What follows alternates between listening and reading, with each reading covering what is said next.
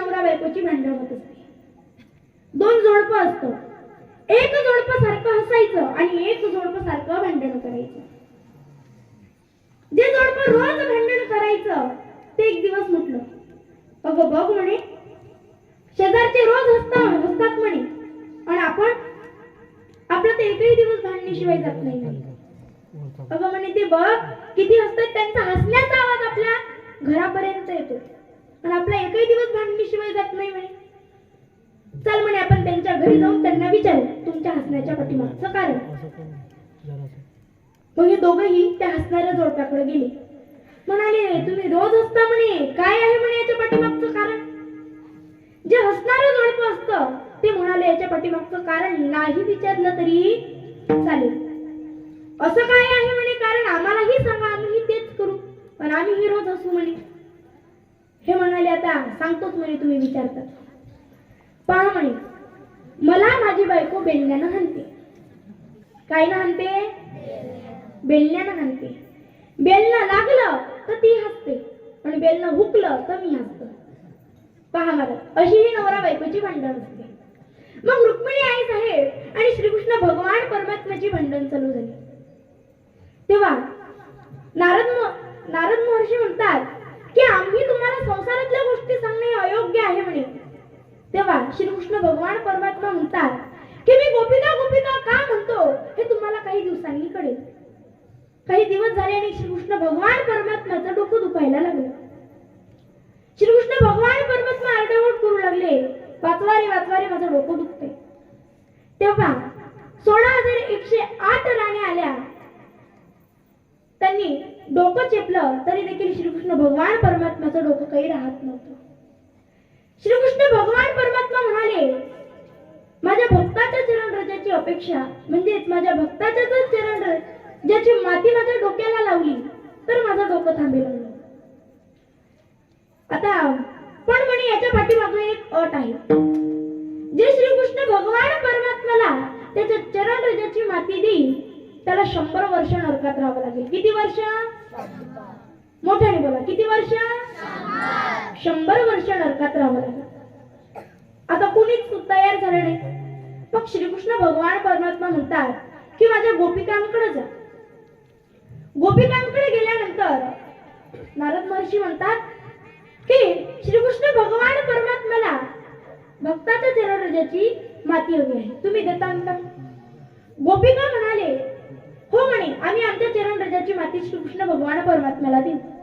पण म्हणे याच्या पाठीमागे एक अट आहे. जे श्रीकृष्ण भगवान परमात्म्याला त्याच्या चरणरजाची माती देईल त्याला 100 वर्ष नरकात राहावं लागेल. गोपिकांनी फार सुंदर म्हटलं. गोपिका म्हणतात, 100 वर्ष काय, 1000 लक्ष वर्ष आम्ही नरकात राहायला तयार आहे, पण आमच्या श्रीकृष्ण भगवान परमात्म्याचं डोकं राहायला हवं. लगेच गोपिकांच्या चरणरजाची माती हे नारद महर्षी श्रीकृष्ण भगवान परमात्म्याच्या डोक्याला लावतात. मला सेकंदात श्रीकृष्ण भगवान परमात्म्याचं डोकं राहील. मला या सर्व दृष्टांतावरून काय सांगायचंय, या कथेतून काय सांगायचंय की देव सुद्धा भक्ताच्या चरणरजाची अपेक्षा करतो. विठ्ठल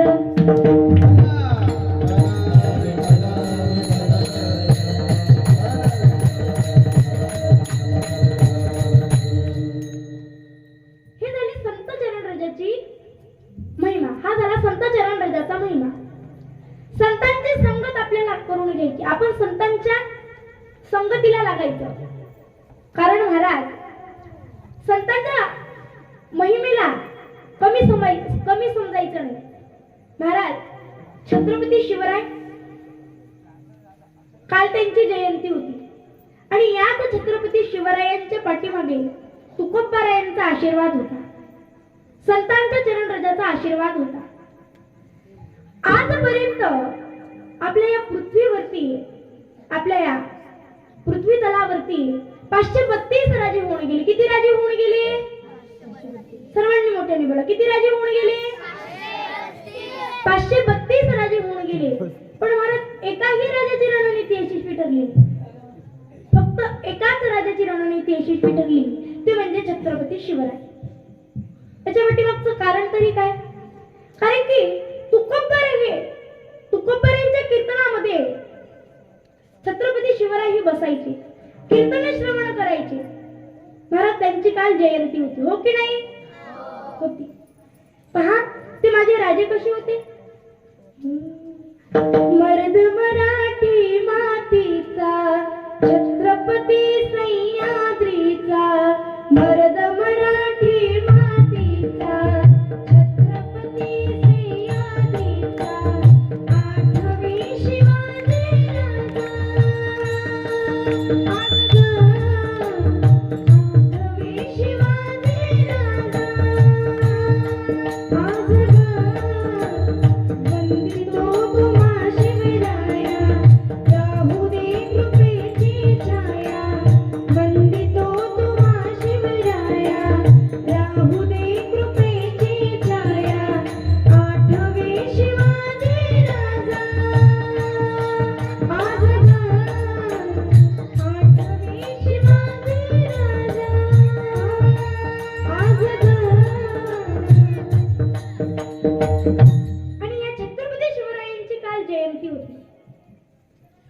एकच राजा इथे जन्मला. एकच राजा इथे जन्मला.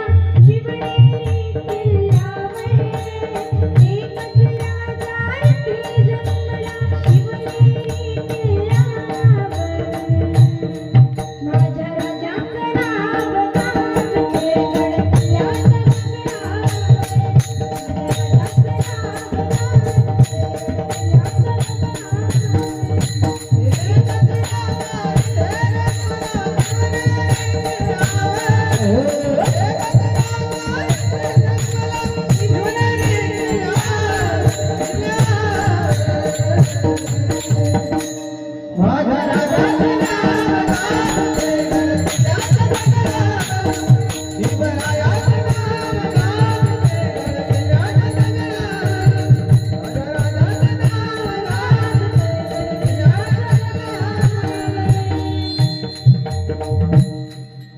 पहा आणि याच छत्रपती शिवरायांवरती संतांची कृपा होती, तुकोबारायांची कृपा होती.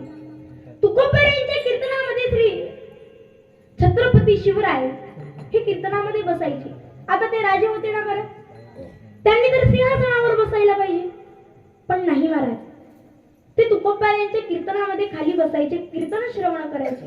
पण आपल्याला जर कीर्तनामध्ये 1 तास काय 1 मिनिट जरी बसायचं म्हटलं की आपण याला कुचके घेतो, त्याला कुचके घेतो.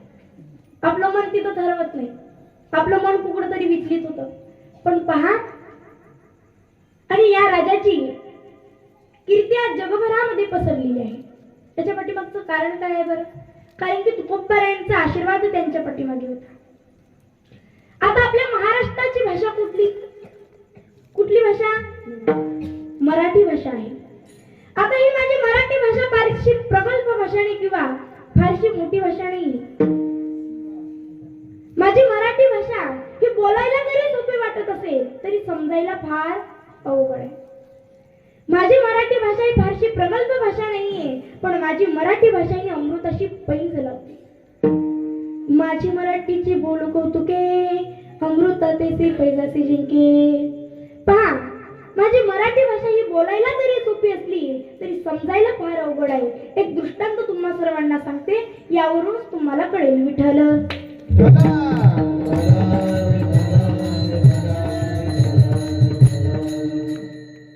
पहा 2 मित्र असतात. हा मित्र की नाही या मित्राच्या घरी जातो. हा मित्र या मित्राच्या घरी गेल्यानंतर मित्र घरी नसतो म्हणून त्याच्या बायकोलाच म्हणतो, तू माझी बायको, मी तुझा नवरा, आपण पिक्चरला जाऊ. तू माझी बायको, मी तुझा नवरा, आपण पिक्चरला जाऊ असं म्हटल्यानंतर कोणती बायको सहन करेल? ताण ताण ताण केला नवऱ्याला. अहो म्हणे, पा म्हणे तुमचा मित्र आपल्या घरी आला आणि मला काय म्हणतोय की तू माझी बायको आणि मी तुझा नवरा, आपण पिक्चरला जाऊ. असं कुठं बोलणं असतं का म्हणे? पण आता या मित्राला या मित्राचा स्वभाव माहिती होता. पण तरी देखील मनाच्या बायकोच्या मनासमाधानासाठी हा घरी येतो आणि घरी आल्यानंतर या तिघांची मीटिंग बसते. मीटिंग बसल्यानंतर हा म्हणतो, का रे म्हणे, तू माझ्या बायकोला असं म्हटलास का म्हणे की तू माझी बायको, मी तुझा नवरा, आपण पिक्चरला जाऊ. हा म्हणतो मी तसं म्हटलं नाही म्हणे, मी तसं म्हटलं नाही म्हणे. मग कसा म्हटला म्हणे? मी असं म्हटलं म्हणे की तू तू आणि माझी बायको, मी आणि तुझा नवरा आपण चौघ पिक्चरला जाऊ असं म्हटलं म्हणे. कळाला असेल कुणाला, कुणाला कळालाही नसेल. पहा, माझी मराठी भाषा ही बोलायला जरी सोपी असली तरी समजायला फार अवघड आहे. असो, आपला विषय कुठे चालू होता की संतांचा चरणरजाचा महिमा हा फार मोठा आहे. आणि जेव्हा संतांचा चरणरज आपल्याला सहज लागेल तेव्हा वासना ही जडून जाते. विठ्ठल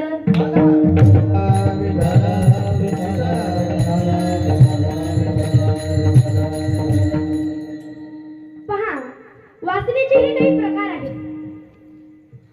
सर्वांनी लक्षपूर्वक ऐका. लोकवासना, देहवासना आणि विषय वासना. देहवासनेमध्येही अनेक प्रकार आहेत. आयुष्य वासना, सौंदर्य वासना असे काही वासनेचे प्रकार आहेत. देहवासनेमध्ये म्हणजे सौंदर्य वासनेमध्ये आपल्याला कसं वाटतं की मी सुंदर दिसावं, मी चांगलं दिसावं, सौंदर्यवान दिसावं. हो, चांगलं दिसणं, सौंदर्यवान दिसणं हे वाईट नाही, पण चांगलं दिसण्याकरिता फॅरम लवली लावणं ही एक वासनाच आहे की महिला मंडळ, हो की नाही? जेवण केल्यानंतर पाणी पिणं हे वाईट नाही, पण जेवण झाल्यानंतर तंबाखू सोडणं ही एक काय आहे? वासना आहे, हो की नाही पुरुष मंडळ? पहा, लोकवासनेमध्ये कसं वाटतं की लोकांनी मला चांगलं म्हणावं, लोकांनी मला सुंदर म्हणावं, लोकांनी मला छान म्हणावं, अशी अपेक्षा आपण घेत असतो. ह्या ज्या सर्व वासना आहे, ह्या वासना कधी जोडून जातील? जेव्हा संतांचा चरणरज आपल्याला लागेल. आणि एकदा वासना जडून गेली की मग परत त्याला उत्पत्तीच नाही, परत त्याला बीजच नाही. बीज भाजून केलेलाही आम्हा जन्म मरण नाही. एकदा जर वासना ही जडून गेली की मग त्याला परत उत्पत्तीच नाही. विठ्ठल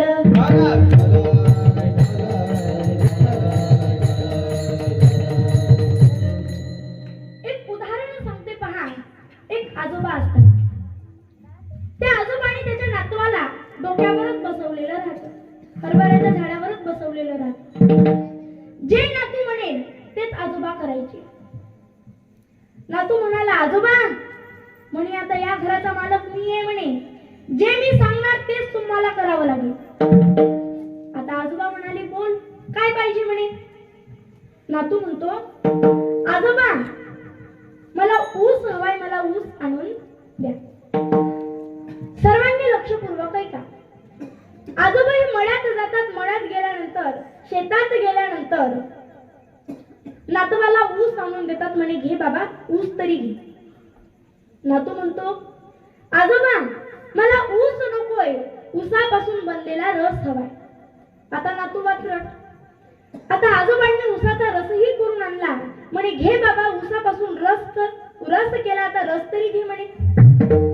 नातू वात्रट. नातू म्हणतो मला रसही नको म्हणे, ऊस नको, रस नको, तर रसापासून बनलेली काकवीच मला आणून द्या. आता आजोबांनी काकवी ही तयार करून आणली. म्हणे बाबा घे, काकवी तरी घे म्हणे. आता नातू वात्रट, इतका वात्रट. नातू म्हणतो मला काकवी ही नको, काकवी पासून बनलेला गुड मला हवा. डायरेक्ट फॅक्टरीतच पाठवलं. आजोबांनी गुड तयार करून आणला. म्हणे बाबा गुड तरी घे. नातू म्हणतो मला गुडही नको, गुळापासून बनलेली साखरच हवी. साखरही तयार करून आणली. बाबा साखर तरी घे म्हणे. नातू इतका वात्रट. नातू म्हणतो आजोबा साखर नको, साखर ज्या काकवीपासून बनली, गुळापासून बनली, गुळ ज्या काकवीपासून बनला, काकवी ज्या रसापासून बनली आणि रस ज्या ऊसापासून बनला, तो ऊसच मला आणून द्या म्हणे. आता ऊसापासून साखर बनू शकते, पण साखरेचा ऊस होऊ शकतो का? होऊ शकतो का? नाही होऊ शकत. साखरेचा नव्हे ऊस आम्हा कैसा गर्भवास. उसापासून आपण गुळ बनवू शकतो, साखर बनवू शकतो, पण साखरेचा परत होऊ शकत नाही विठ्ठल.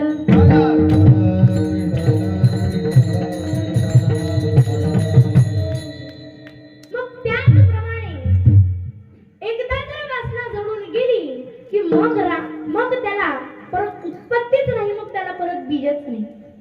आणि एकदा वासना जळून गेली की मग काय होतं हे तुकोबाराय अभंगाच्या द्वितीय चरणात सांगतात. मग रामा